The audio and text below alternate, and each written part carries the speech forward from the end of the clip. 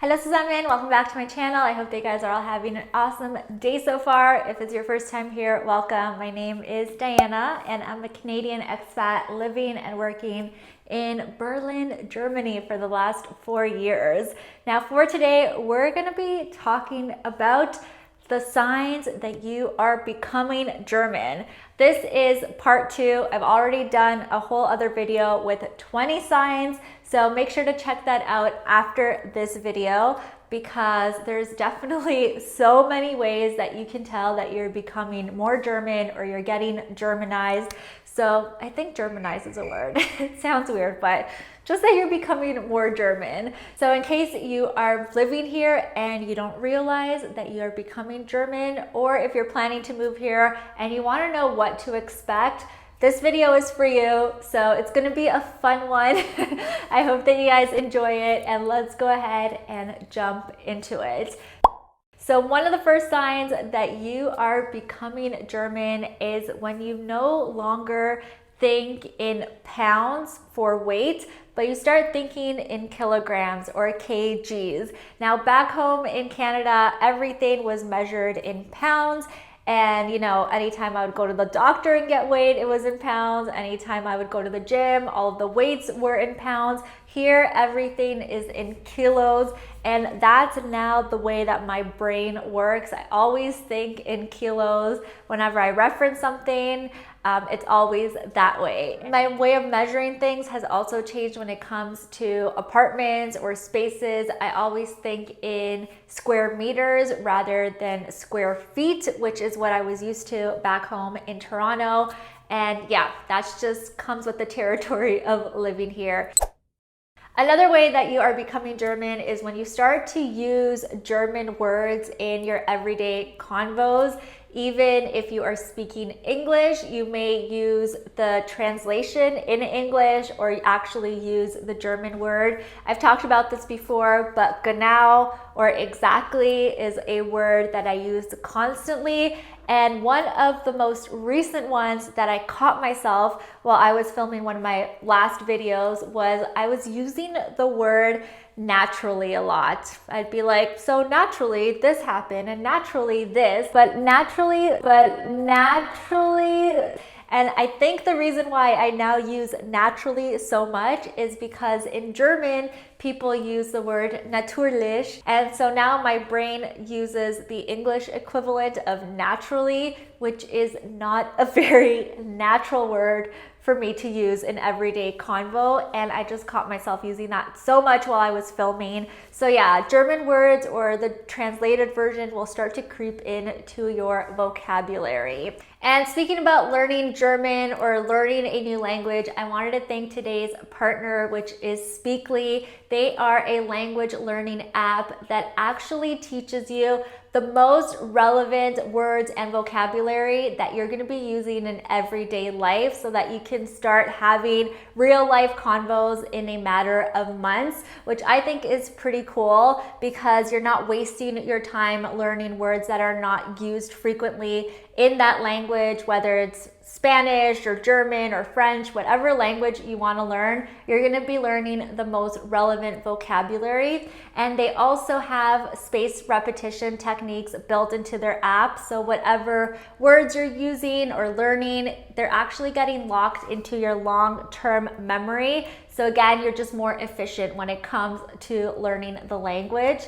Something I found really cool about Speakly is that they actually have listening exercises, which I think is super, super important because they don't just focus on you knowing how to read a word or how to spell it, but they actually try to get you to listen to the word so that you can improve your accent and you can improve your pronunciation, which is obviously super important when learning a language. So if you guys are interested in checking out Speakly, I will leave the link down below, and they're also offering you guys 40% off their plans. So links and discount codes will all be in the description bar. So make sure to check them out if you are interested in learning a new language, whether that be German or French, Spanish. They have a bunch of languages that they teach over on their app. So again, links in the down bar. And thanks so much, Speakly, for working with me on this video.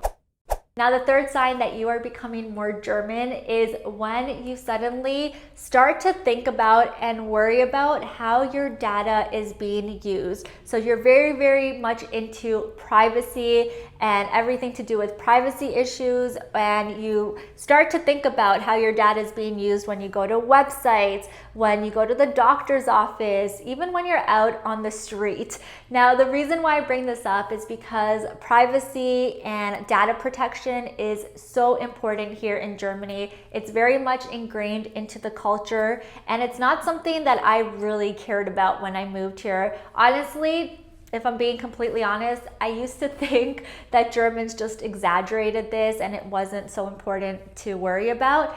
And now I am very much aware of this. I worry, or not that I worry, but I think about how my data is being used when I go to the doctors. If I'm going to be filling out a form, how are they going to use this data? If I'm on the street and I see somebody taking a picture of something, I want to make sure I'm not in the picture because, data protection and privacy. Even when I'm out filming, vlogging for you guys, I try to be very mindful of who's in the frame. I don't want to infringe on anyone's privacy. So yeah, that's just something I never talked about. I never thought about prior to moving here. So if you start to notice that this is something you also think about, then you are becoming more German. Number 4, you have a higher tolerance for alcohol. Guys, pat on the back for me.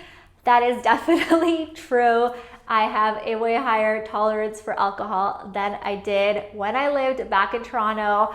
I was never much of a drinker back home, and I'm not saying that now I'm a huge drinker either. I'm not. I'll drink occasionally, but I can definitely hold my alcohol a lot better without being, super stupid, blacking out, all of that stuff that I was, not that good at before. I can definitely keep up with people here. I'm not at the level where, I'm fully German and I can keep up with, everybody, but I'm definitely improving. And I don't know if that's a good or bad thing, but when your alcohol tolerance improves, that's how you know you're becoming more German. Number 5 is when you meet somebody for the first time or you're getting to know somebody, you ask them what the size of their apartment is, if you happen to be talking about their flats, and also what the population of their city that they grew up in is, or a city that they've lived in is.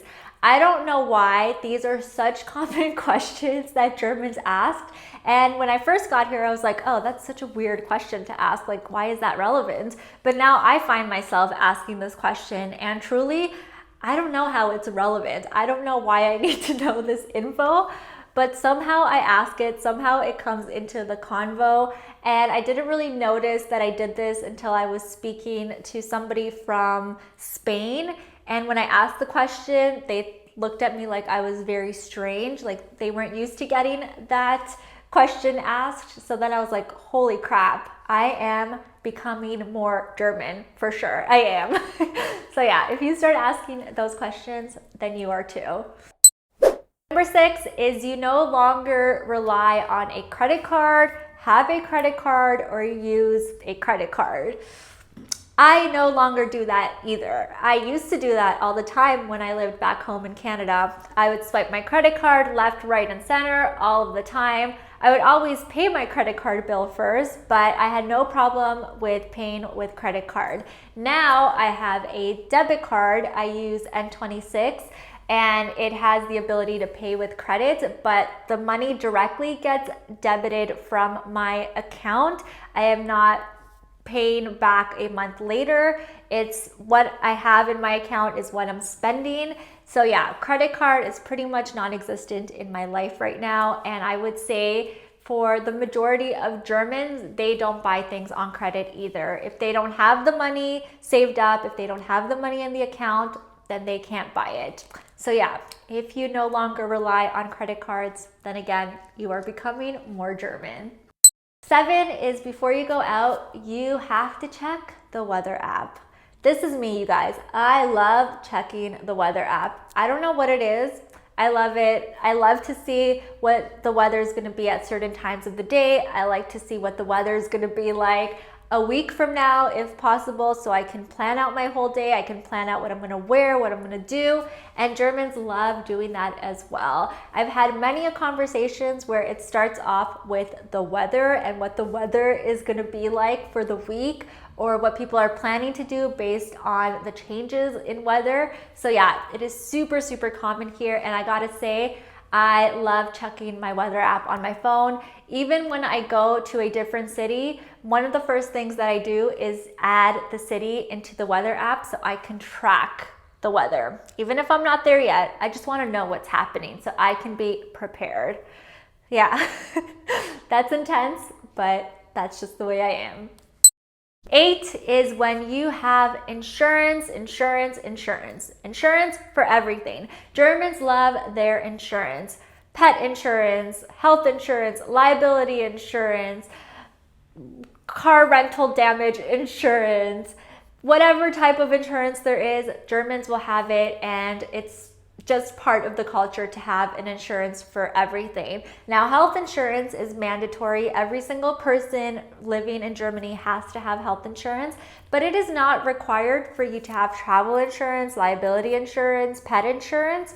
It's optional, but I guarantee you that if you are German, you have all of these things and you prioritize getting insurance because you just want to be prepared and you want to be protected.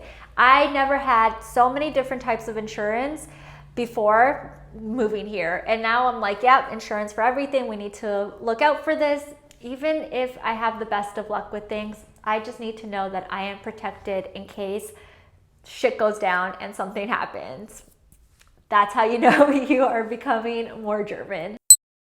Number 9 is when you are sick and you cannot work, but guess what? You're not worried about calling in sick because in Germany, there are unlimited sick days. So you don't have to worry about losing your job, looking like an idiot for calling in sick. These are common concerns that people in North America and people in other countries have. But if I am sick in Germany, I have no problem calling in sick, and I am not worried about how my employer is viewing me. It's perfectly okay, and yeah, it's just part of the culture. If you're sick, you can't work, stay at home, rest until you are better, and that's just the way things go. So when I stopped worrying about this, that's how I knew I was becoming more German, because definitely back home, if I was sick, I was so worried because first of all, you have a set amount of sick days for the year, which now looking back at it is super ridiculous because how can you predict how long it's going to take you to recover from a cold or a flu or whatever you have? But yeah, you have a certain days allocated per year, and you just get worried about calling in sick. At least I did, and I think a lot of people back home do too, because they just worry that their job is going to be at risk, that their employee is going to think that they're lazy or that, you know, they're faking it. Like all of these scenarios go through your head. But here, if I'm sick, I don't feel guilty, and it actually allows me time to recover much quicker as well. I can't even tell you the amount of times I went to work sick in Toronto because I had no choice, and because otherwise, it just didn't seem right. It just would not fly at work. And that's just a horrible way to live. Honestly, it's the worst feeling ever when you have to work while you're sick. It's crazy. But yeah, it happens. But I don't have to worry about it here now, which I'm super grateful for.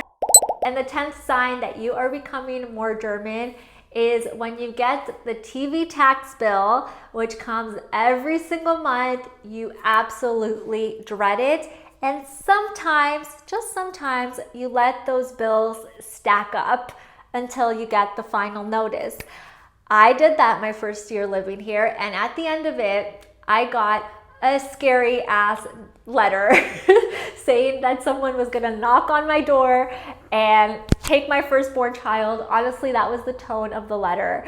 But the TV tax bill is something that is so irritating, and people here just sort of push to the side until they get that final notice because it's just a nuisance. But do note that eventually you do pay it, and it's perfectly fine. You can pay it when you pay it, but For some reason, just getting that TV tax bill is like the worst thing ever. I absolutely hate paying it, and I know so many other people don't agree with this whole system of paying for TV tax. So I know I am not the only one who just gets dread or feels the dread when they open up their mailbox and they see that letter. It's absolutely terrible. Okay, there's worse things in life, but it's not a good feeling. All right, you guys, so those are the 10 signs that you are becoming more German. Again, I have another video where I have 20 signs. So if you want to test yourself some more to see how German you are, make sure to check that out. Also, let me know how many out of the 10 in this video you got.